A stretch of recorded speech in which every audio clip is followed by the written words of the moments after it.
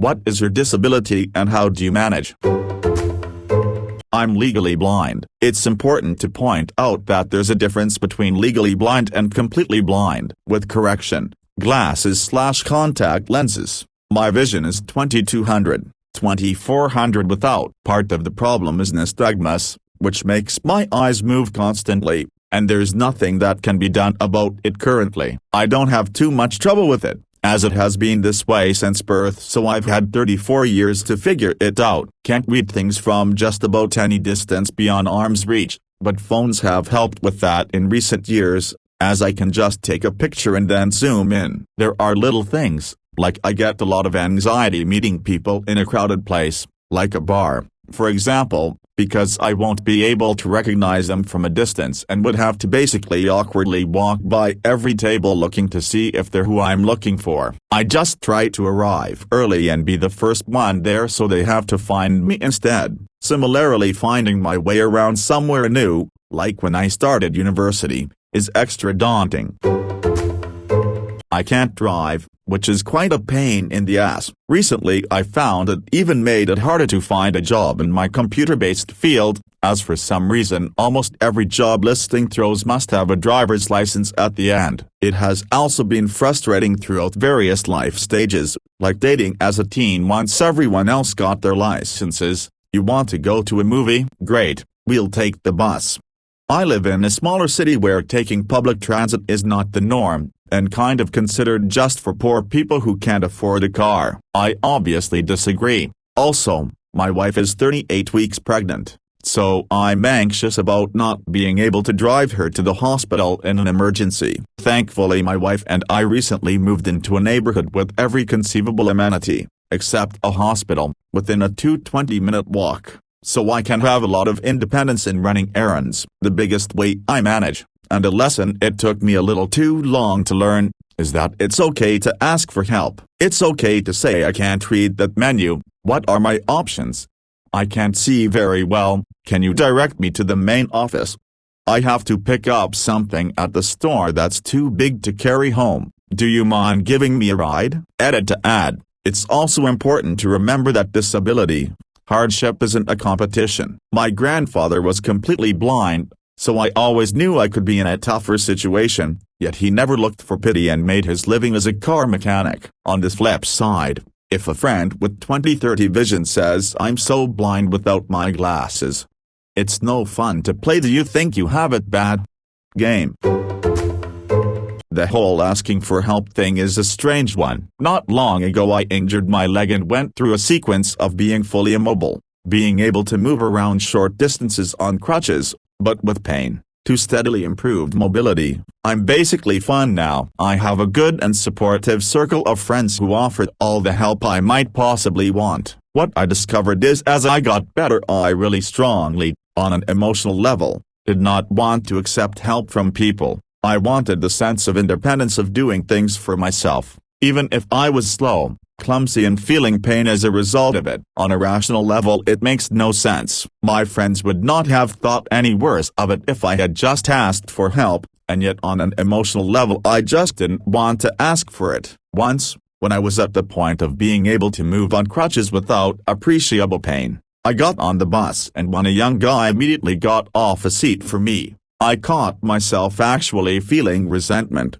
that like, I'm okay, I can just stand. It's funny because, earlier in my recovery, when I got on a bus and genuinely was in pain and the same thing happened, I was extremely grateful for the seat. On a rational level it makes absolutely no sense, and yet that was the emotional reaction I had at the time. I totally understand that my experience was something of a disability tourist, and that it was a passing phase of my recovery from an injury. But I found that actually living through it changed my view on the topic of the psychological aspects of how living with a disability affects people, in a way that previously I couldn't easily relate to. I have osteogenesis imperfecta type 3/4, Doctors can't agree on which type. If you don't know what that is, you can Google it, but a really simple explanation is my bones are like glass. Take gives every 6 months to help my bones keep their strength. Have had 14 rotating surgeries in almost all my main limbs. I try and stay away from places I know can be a threat. Any ball games or difficult manual labor. Keep my phone or someone with the phone with me 24/7 in case an ambulance is needed. I have a fracture kit on hand in case something happens. My house isn't completely accessible, so need help in a few areas, but I stay on one floor, have a stair lift, bath lift, etc. I have a wheelchair for inside my house, which is a manual one, and a power one I use for outside and around town. I see a psychologist who deals with disabled youth to keep my mental health in check every 2 weeks.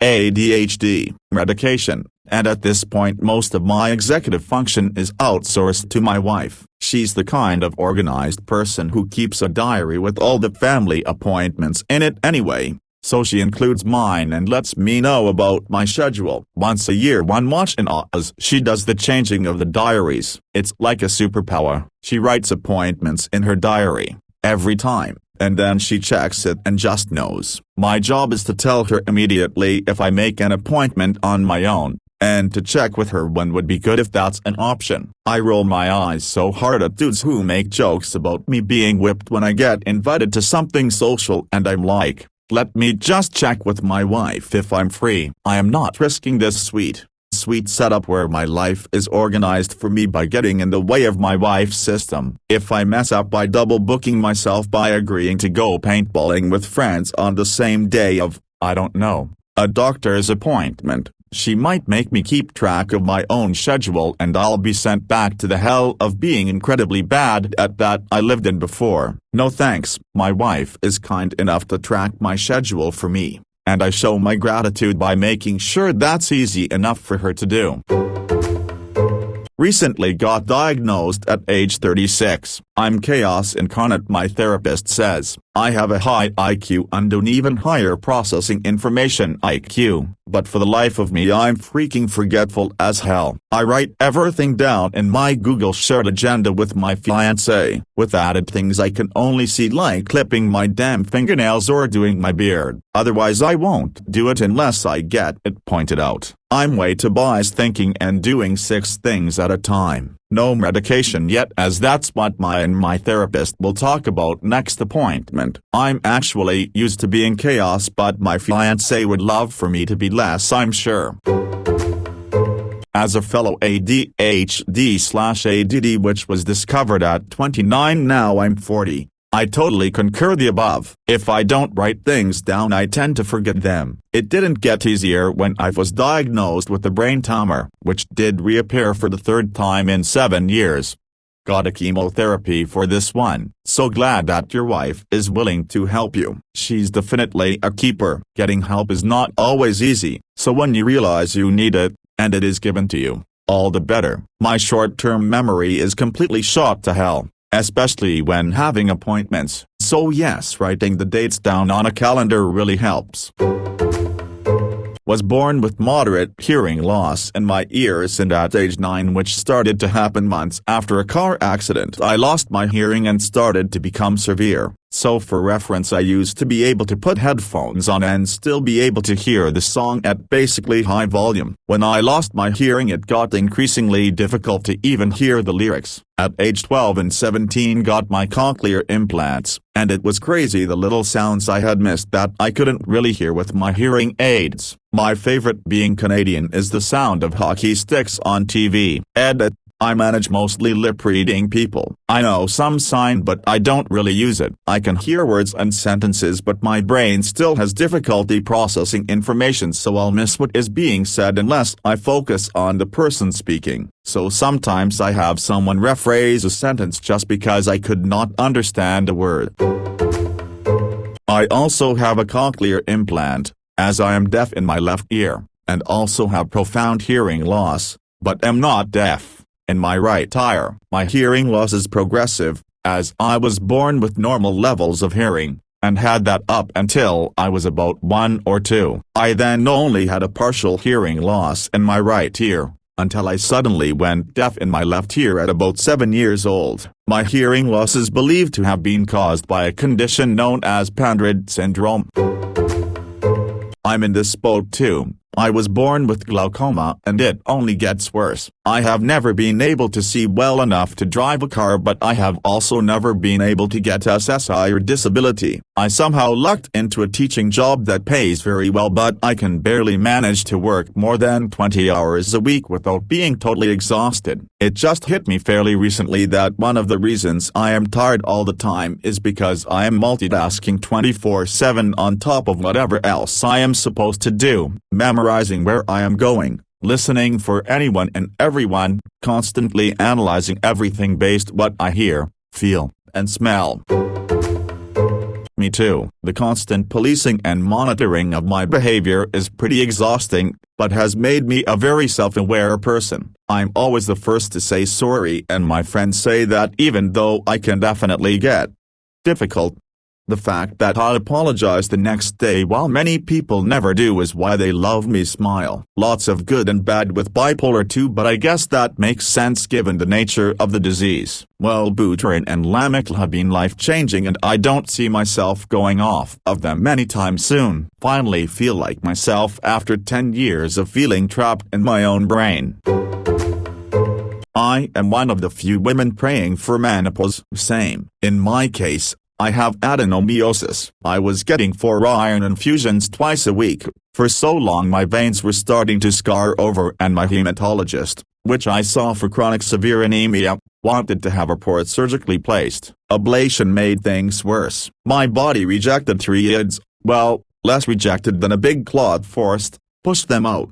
Insurance won't cover a hysterectomy because I'm too young. I'm 36, and have no kids. I can't have kids. Only thing that works for me is continuous dose, as in, no week off, hormonal birth control to completely suppress my periods. Given my age and migraine with aura and weight, working on it, but it's not a quick process. It puts me at a much higher risk for blood clots, but it's either that or a complete inability to function for 10-14 days a month and a fucking surgical port in my chest for iron infusions. Best part, I've had adenomyosis for over 20 years, when I started menstruating, because all the symptoms go back to the very beginning, but wasn't diagnosed until 31 because no one, until my living angel current kin, believed me until I collapsed and needed an emergency blood transfusion. Some women just have heavy periods and young women with no kids don't get adenomyosis. Edit typos. The cause is currently undiagnosed, but I have premature arthritis. Like I'm not even 30 yet and already have an insane amount of degradation in my spine, hands, and feet. I have an array of lab work to get done just this week actually. In order to find the cause, I dissociate a lot. It numbs the pain for a little bit. Separating myself from my body is the closest thing I have to feeling healthy. Heat makes it feel slightly more bearable, so I move where it's hot all the time and use heating pads. However, I haven't found a solution that leaves me without pain even for a day. I guess it could be considered a disability. I got diagnosed with epilepsy in April 2020. I had been having seizures very often, daily most of the time for 2 years before that. Most times they were several in a day, sometimes upwards of 10 in just a morning. Trying to work through that in an office setting was rough. I have a history of struggling with mental health issues, so I thought they were some sort of panic attack, but I knew they were different. Got misdiagnosed with PTSD for a bit, but then in March 2020 I had a grand mal tonic-clonic seizure that put me in the hospital for a week while they did all sorts of tests and scans. They found a small mass in my left temporal lobe as well as some scarring on my brain and put me on heavy steroids to try and just clear it up and told me to come back for another CAT scan in 3 months, which didn't do anything for what I was going through daily. So we went to get a second opinion a month later, where I was diagnosed with left temporal lobe epilepsy with mesial sclerosis. It's been an adjustment for sure. I haven't driven a car since then, as I have to be seizure-free for 6 months to get behind the wheel, and I never get close to that. A lot of people are able to become seizure-free from meds, but unfortunately mine is medication resistant. The meds definitely help. I don't have them nearly as often, but I still have them. I've had to rely on people a lot more, which is something that I really struggled with. I have an amazing girlfriend who also happens to be a nurse, and I wouldn't have made it this far without her.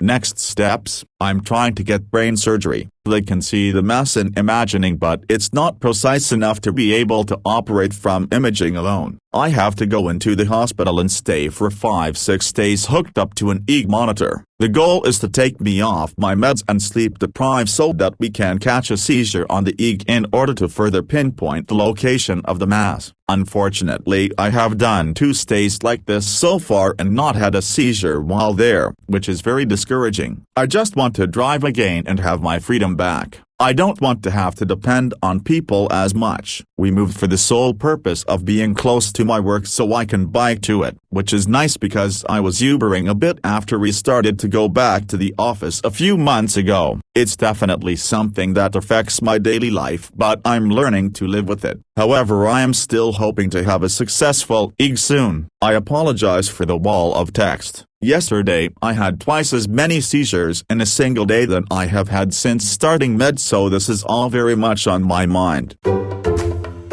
Progressive motor neuron disorder. I've been dealing with it for 26 years now. I'm lucky that mine has progressed slowly. I use a wheelchair at this point. Unluckily, my insurance only covers shitty heavy cumbersome worthless chairs, so I have to pay out of pocket. With the chair I have now, I can work 40+ hours a week and go out with friends a couple times a week. Weekends are usually spent recuperating from all the energy I spent getting around all week. I have chronic gastritis, mystery stomach problems. It's been about 8.5 years of this. I can't drink alcohol at all anymore. I cannot eat anything spicy or acidic. I am in constant pain, varying between a burning feeling in my stomach to just constant nausea/pressure/swelling feelings. It's taken a huge mental toll on me since I have considered myself a little bit of a foodie and I cannot enjoy food like I used to. Doctors cannot figure it out and I've had so many tests and treatments and almost zero relief. Had to scroll so far down for GI.